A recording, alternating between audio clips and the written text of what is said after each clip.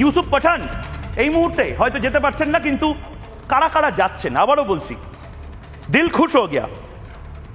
ইউসুফ পাঠান এখন অব্দি কিছু বলেননি, কিন্তু আসাদুদ্দিন ওয়েসি যে কথাগুলো বলছে, উফ, নাজুক নাজুক।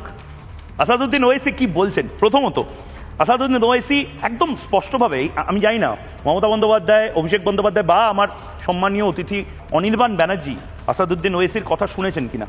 আসাদুদ্দিন ওয়েসি স্ট্রেট অ্যাওয়ে বলে দিয়েছেন, এটা মিমের ব্যাপার নয়, এটা আমার দলের ব্যাপার নয়, এটা আমার রাজ্যের ব্যাপার নয়, এটা আমি দেশকে রিপ্রেজেন্ট করছি। এবং আমরাও গর্বের সাথে বলছি, ইউসুফ পাঠান হোক, শশী থারুর হোক, আসাদুদ্দিন ওয়েসি হোক, তাদের হায়েস্ট প্রোটেকশন দিয়ে সারা পৃথিবীতে পাঠানো হোক। একজন ক্যাবিনেট মিনিস্টার যে প্রোটেকশন পায় ভারতবর্ষের, তার থেকেও বেশি প্রোটেকশন দেওয়া হোক, তার থেকেও বেশি সম্মান দেওয়া হোক।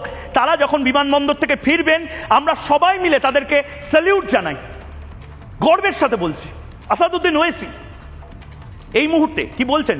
দেশ আগে, দেশ সর্বোপরি, এটা ঢুকিয়ে নেওয়া উচিত কিছু রাজনীতিবিদ। শুনি। गवर्नमेंट ऑफ इंडिया हमारी देश को रिप्रेजेंट कर रहे हैं।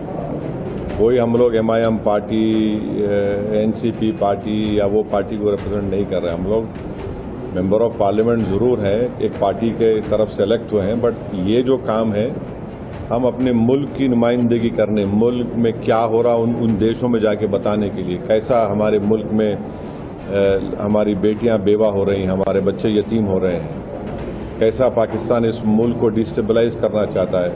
और पूरी दुनिया को ये देखना है कि हमारी फिफ्थ और 4th लार्जेस्ट इकोनॉमी हमारी है। अगर यहाँ पर कोई एक नेबरिंग कंट्री जो खुद इनस्टेबल है, अगर यहाँ पर डिस्टेबलाइज होगा तो पूरे इंटरनेशनल लेवल पे इसका असर क्या पड़ने वाला है, ये समझना है ना, पूरे विश्व को समझना है। इंडिया कोई मामूली कंट्री तो नहीं है ना। নানা ধরনের কন্টেন্ট দেখার জন্য লাইক করুন, শেয়ার করুন আমাদের ফেসবুক পেজ, সাবস্ক্রাইব করুন আমাদের ইউটিউব চ্যানেল। পাশাপাশি অন্যান্য ব্রেকিং নিউজের জন্য অবশ্যই চোখ রাখুন রিপাবলিক বাংলায়।